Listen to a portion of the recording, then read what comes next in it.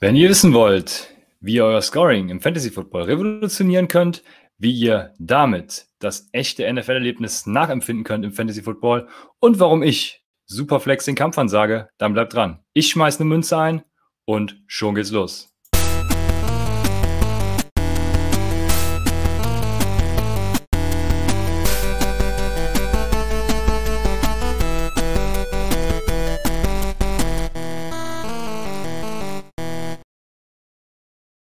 Herzlich willkommen damit, meine lieben Football-Freunde, bei Upside Arcade, dem Single-Format mit mir, Christian Lohr.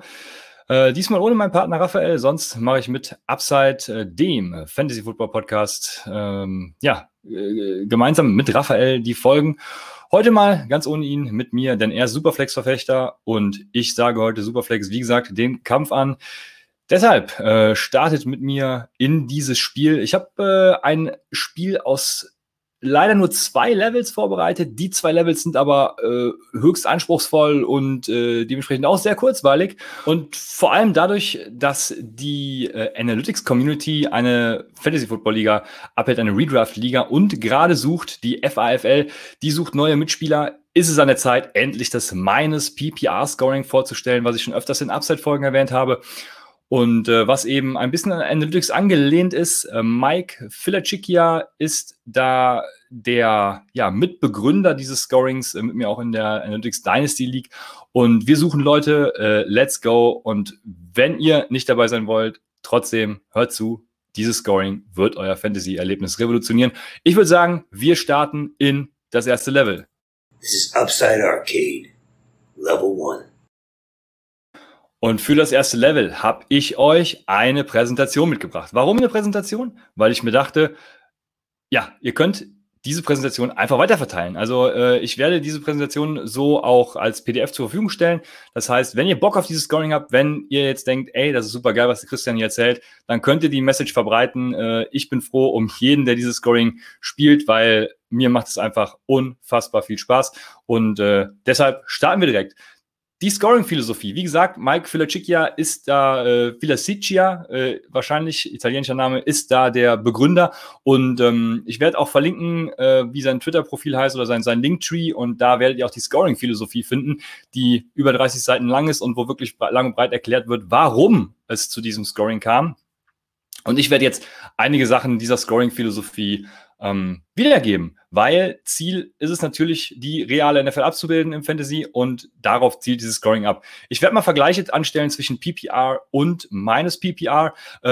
Vorab sei gesagt, viele setzen PPR mit einem Scoring-Format gleich. Ich werde das jetzt hier in diesem Video auch tun, was meines Erachtens aber man so gar nicht machen kann, weil PPR ist nur eine Einstellung im Scoring, was die Receptions betrifft. Und es gibt halt super viele Einstellungsmöglichkeiten im Scoring. PPR ist eben nur mittlerweile als Begriff anerkannt.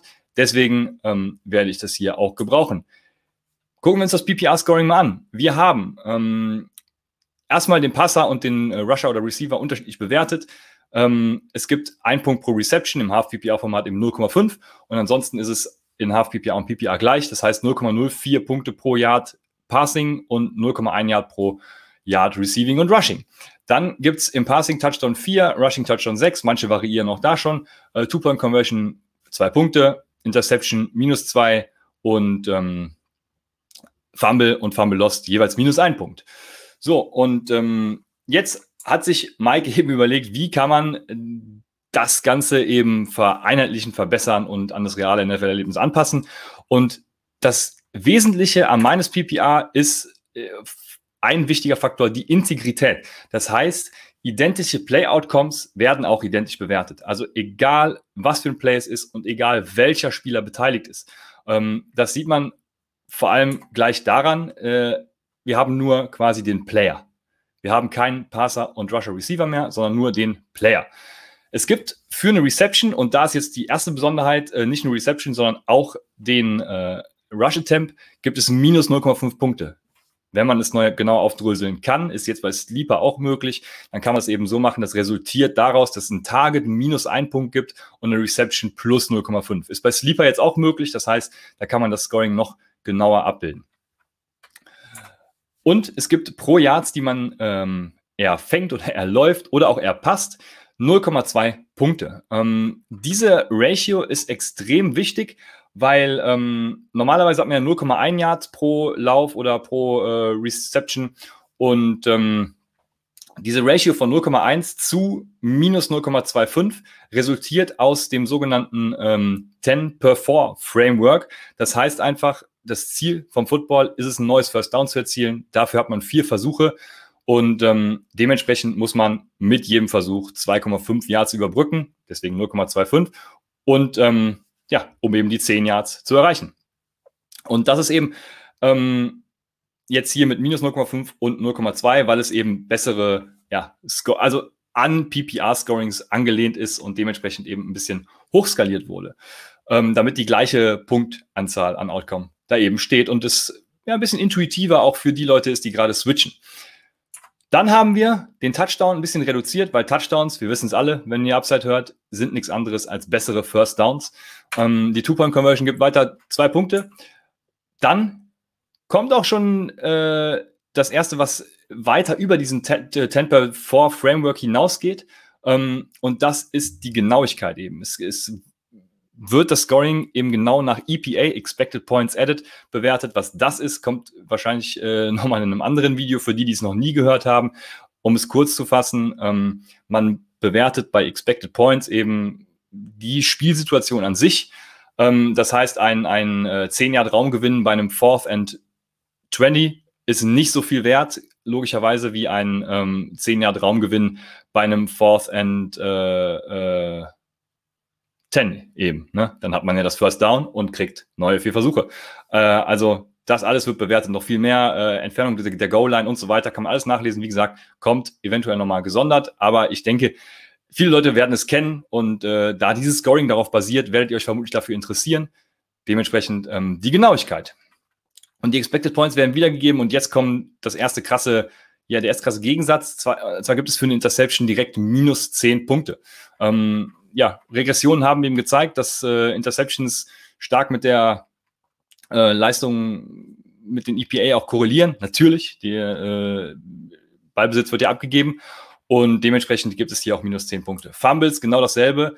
Es wird nicht mehr unterschieden zwischen Fumbles und Fumbles Lost, weil ja, dieser Framework sozusagen, also minus PPR sagt, man kann zwar bewerten, wer fummelt, aber man kann nicht bewerten, was nach dem Fumble passiert.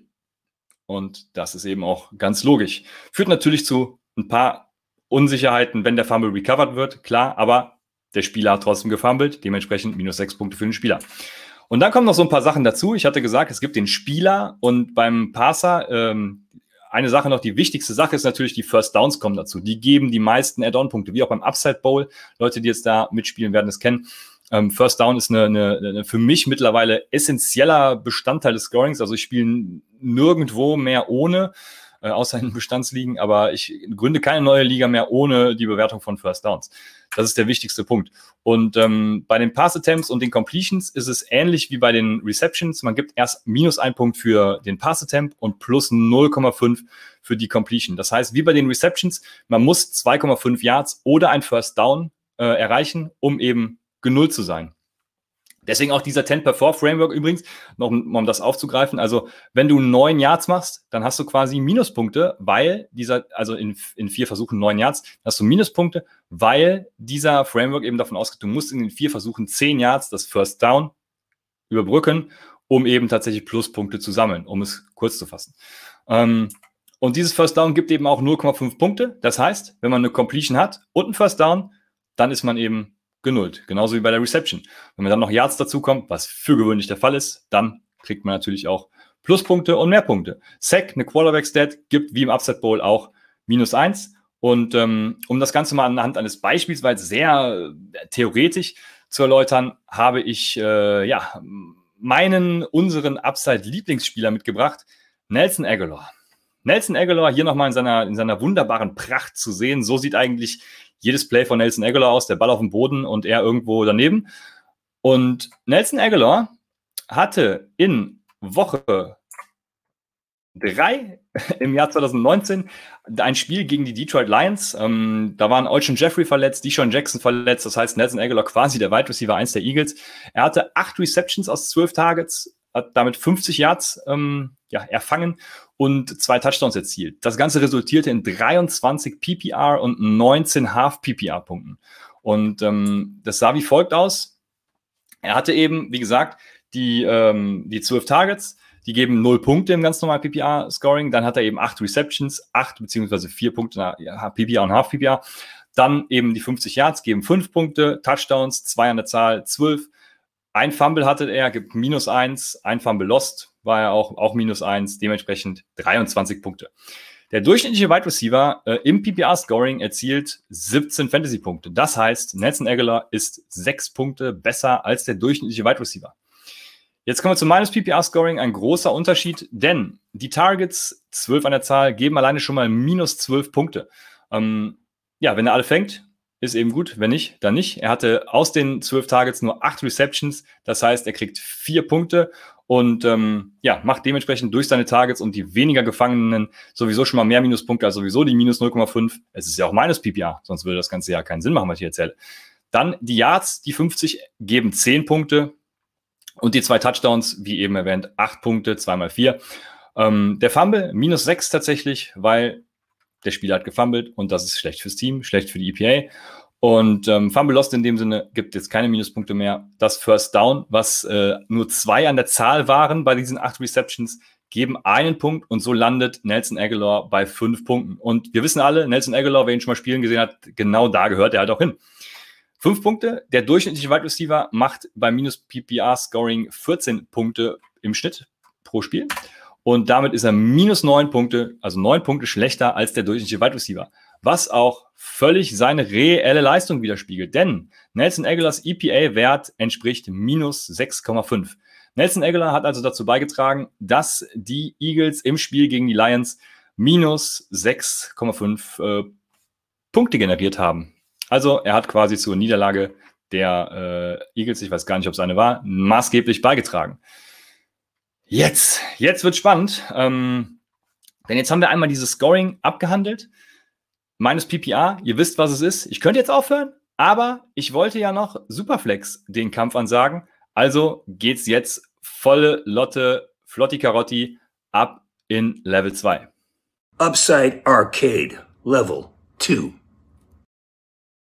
Und im Level 2 sei erstmal gesagt, wenn ihr aus irgendeinem Grund Bock habt, Superflex zu spielen und sei es einfach nur, weil ihr 5 Quarterbacks draften wollt, um eure anderen Leute zu nerven, vollkommen okay, macht das.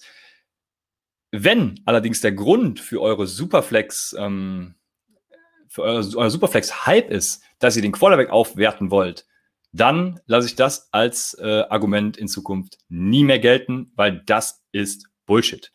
Und warum ist das Bullshit? Da mache ich jetzt weiter. Und zwar die Aufwertung des Quarterbacks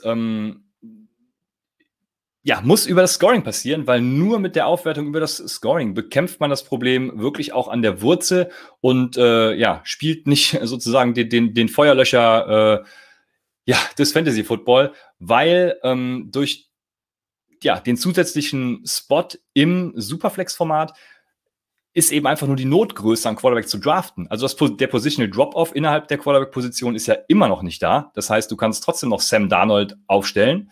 Das macht keinen Unterschied. Also du musst einfach nur einen Quarterback draften, weil es nicht genug gibt. Und man sieht es hier am Roster, habe es nochmal dargestellt. Wenn ihr noch nie was vom Superflex-Format gehört habt, dann vergesst das auch bitte ganz schnell wieder. Denn wie gesagt, es gibt eine hervorragende Lösung. Ich hatte eben das Scoring schon vorgestellt. Man muss am Scoring arbeiten. Warum ist das so? Ich habe noch mal ein anderes Beispiel als Nelson Agholor mitgebracht. Und zwar Big Ben. So, im Standard-Scoring, also PPR ist jetzt mal mein Standard. Im PPR-Scoring, wir hatten es eben schon, werden nur die ganz klassischen Sachen bewertet. Und wir nehmen natürlich bei meines PPR noch viel mehr mit dazu. In Woche 16 2020 hatte Big Ben 341 Yards, 3 Touchdowns, die werden im PPR-Scoring bewertet. Damit hat er 25 Fantasy-Punkte. Das entspricht ungefähr 23% der Gesamtleistung des ganzen Fantasy-Teams. Beim meines PPR kommt man jetzt relativ schnell schon darauf, warum der Quarterback eben so wertvoll ist. Denn er hatte 49 Attempts, 34 Completions werden hier bewertet, 1 Sack wird bewertet, 18 First Downs werden bewertet. Dann kommen noch die Yards und Touchdowns. Natürlich, Er macht 55 Fantasy-Punkte und erzielt damit 49% der Gesamtleistung des Teams. In Woche 16, jetzt werden ein paar Graphen kommen, ich werde jetzt einmal durchgehen und erläutern, Schritt für Schritt, warum MySPPR eben den Quarterback tatsächlich aufwertet. Dazu sei gesagt, am besten natürlich in einer 16er-Liga. In der 12er-Liga geht es natürlich auch, aber der dritte Punkt neben der Integrität, das hatte ich eben vergessen, neben der Integrität und der Anlehnung an EPA, ist eben auch das Roster an sich. Ne? Man will natürlich die Realität so gut wie möglich nachbilden und ja, mit 16 Teams in der Liga macht es am meisten Spaß, aber mit 12 geht es auch, weil der Quarterback wird einfach aufgewertet. Da kommen wir jetzt zu. Wir erinnern uns an die 55 Fantasy-Punkte von Big Ben in Woche 16. Diese 55 Fantasy-Punkte sieht man eben auch hier rechts in Woche 16. Und es gibt eine Metrik von Jeff Stathole, heißt er auf Twitter. Der hat Wins Above Replacement für Fantasy implementiert. Und da kann man die wöchentliche Win Percentage ableiten, die eben ein Ben Roethlisberger im Vergleich zum Average Quarterback der Woche, also dem durchschnittlichen Replacement-Level sozusagen, bietet. Und diese 55 Fantasy-Punkte entsprechen eben 68% Win Probability. Und die Average Probability ist 44,8%. Die schwankt im Minus PPR auch relativ stark. Wenn wir jetzt das PPR-Scoring hinzunehmen, sieht man erstens, die Average League Win Probability ist viel höher. Liegt am fehlenden Positional Drop-Off, kann ich schon mal spoilern. Und da hätte Big Ben eine 61%ige Win Probability in Woche 16 gehabt. Und wenn wir das Ganze jetzt ummünzen, wir haben jetzt die 68% gegenüber den 44%, dann kommen wir eben auf 23 Prozentpunkte, die Big Ben an Siegwahrscheinlichkeit hinzufügt. Also entgegen eines durchschnittlichen Quarterbacks. Da haben wir in Woche 10 zum Beispiel nochmal eine 27-prozentige Win Probability Added sozusagen. Und ja, im PPR-Scoring sieht das Ganze dann eben ein bisschen geglättet aus in Richtung ja, des Average Quarterbacks. Und da sieht man schon schön, ja, dass der Quarterback in meines PPR etwas mehr wert ist. Ich habe jetzt, Big Ben hat ja 16 Wochen hier in diesem gezeigten Graphen.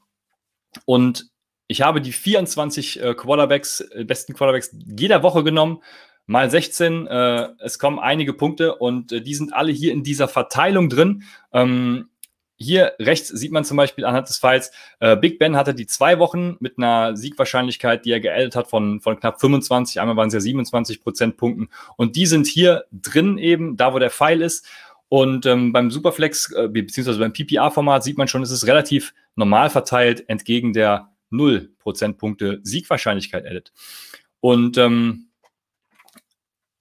das eigentlich Krasse ist, also jetzt so für sich betrachtet, mag das noch schön sein. Also im Minus-PPR-Scoring sieht man, es geht viel mehr nach rechts. Also viel mehr Quarterbacks adden tatsächlich auch Siegwahrscheinlichkeit, weil sie eben wichtig sind in dem Scoring. Und wenn ich jetzt die anderen Positionen dazu hole, da sieht man dann eben schon im silbernen PPR-Format, hat der Running Back, der Wide Receiver und teilweise auch der Tight End addet mehr Siegwahrscheinlichkeit, fügt mehr Siegwahrscheinlichkeit hinzu als eben der Quarterback, was im Minus-PPR-Format überhaupt nicht der Fall ist. Da ist der Quarterback eben tatsächlich der am weitesten rechts ist und man sieht schon, der Quarterback ist viel, viel wichtiger als alle anderen Positionen.